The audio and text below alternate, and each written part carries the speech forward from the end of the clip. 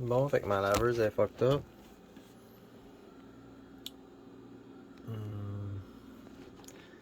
Fait que je la replug. On va repluguer la laveuse.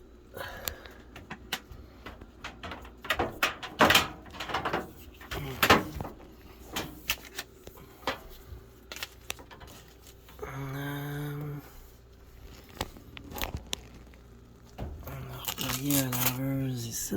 Ok.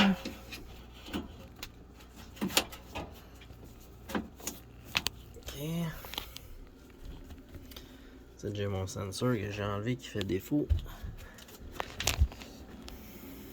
Alors, quand on fait le diagnostic,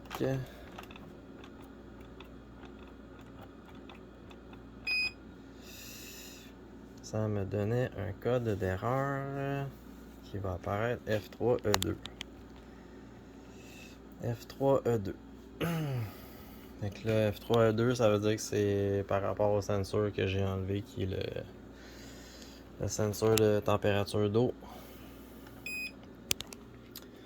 Fait que je vais redéconnecter la laveuse. On va redéconnecter ça. Ça ici. Après ça, on va tester notre sensor qui est un peu sale. J'ai commencé à le nettoyer, mais pas super clean. Puis, il est indiqué que ça me prend 9.3 ohms, 9.7 ohms pour que ce soit bon. J'ai dans le temps à mettre ma caméra pour qu'on voit là. Ok. Fait que si on teste le sensor à savoir s'il est bon, on va voir ce que ça donne. On a 12.02. Fait que c'est plus que bon, là, c'est amplement.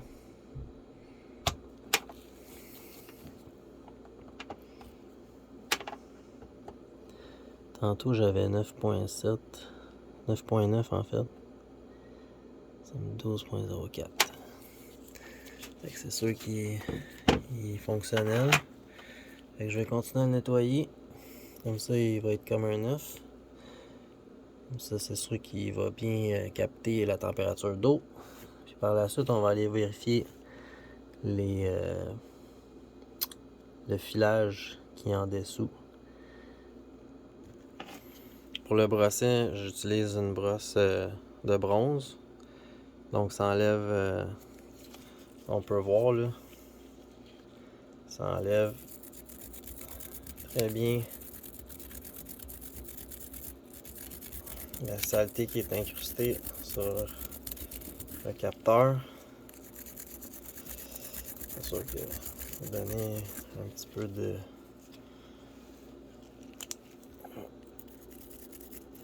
travailler un peu là, parce que c'est quand même comme de l'eau qui est séchée.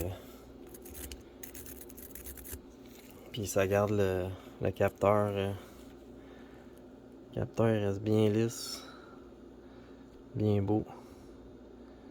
Ça le magane pas. Une brosse en bronze. Donc je vais continuer à le nettoyer jusqu'à temps qu'il soit très propre. Puis après ça, on va regarder. Il m'en manque plus beaucoup là. On va vérifier en bas après. Bon, alors comme on peut voir, j'ai tout nettoyé le capteur à température. On va le retester, être sûr qu'il est encore bel et bien fonctionnel.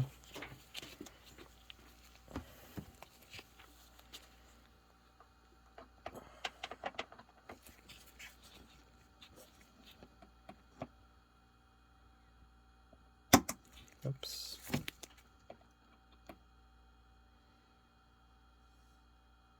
« 11.64 ». Ouais, encore tout à fait fonctionnel.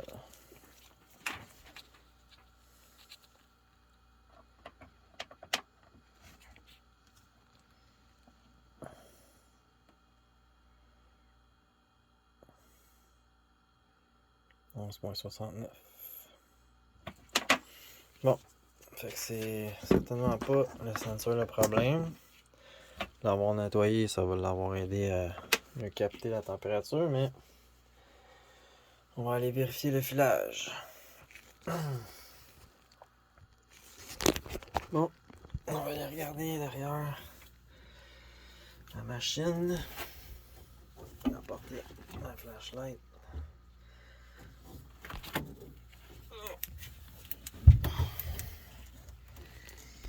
Donc, le sensor, on va pouvoir le remettre en place.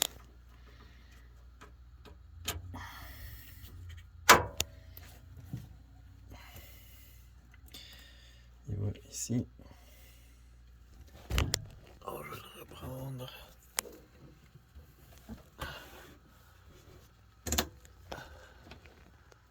Et où non?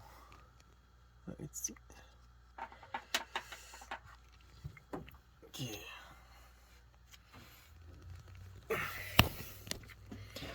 Je me sens aussi tassé quand je fais ma mécanique de camion en dessous d'un câble. Donc, il n'y a pas beaucoup d'espace ici. Bon. On va remettre ça là. On va remettre ça dans le trou. Lui, il se branchait comme ça.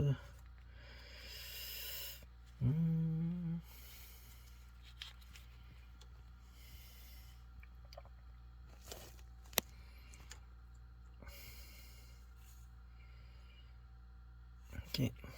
On va le mettre comme il était ici. C'est juste de sortir, c'était simplement de le tirer tranquillement en tournant légèrement un petit peu. Puis là, ben, même procédure, mais pour le remettre à l'intérieur, pousse tranquillement dedans.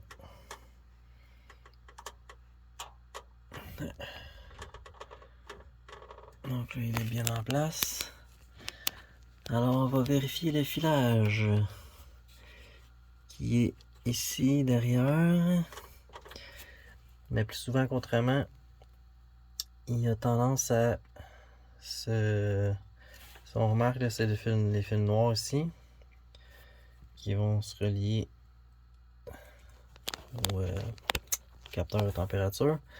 Puis c'est souvent celui-ci avec le mouvement de la laveuse qui brise. Alors, c'est ce qui brise et occasionne les codes. Donc si on regarde, j'ai pas touché, là, on le touche je le touche en même temps que je fais la vidéo. Si on regarde, on va juste, je vois déjà qu'il est craquelé là. Je sais pas si on voit. Je vais retirer un peu la... Je pense que je vais la couper tout simplement. Oui, clairement, c'est pas une bonne idée de mettre un tie wrap là.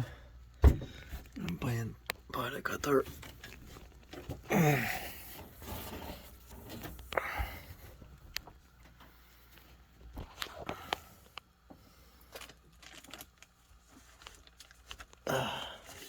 Si. Je vais le rapprocher ça de toute façon, je vais en avoir besoin. Il va falloir que je refasse mon fil.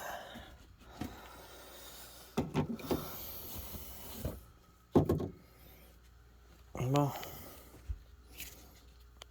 Alors, on s'est réinstallé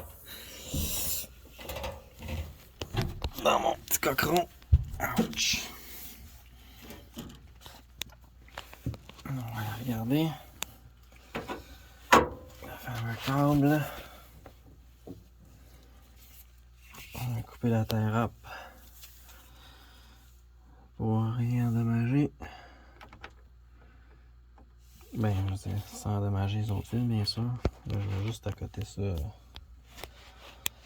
Accoter de même, je sais pas trop.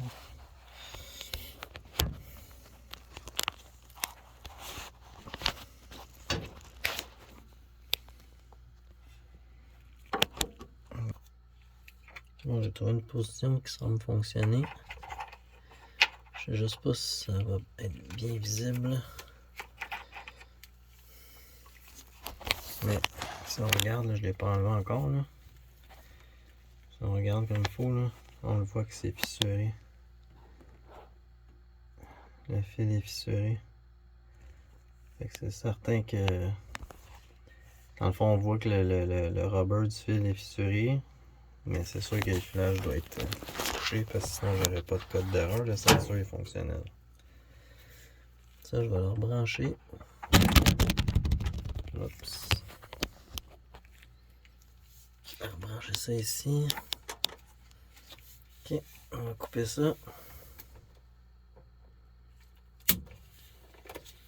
Puis j'en mettrai un autre ailleurs, plus loin. Bon, fait que si on regarde, est-ce que ça va de quoi? Deux petits fils noirs. C'était celui le pire. Il est pas mal complètement coupé.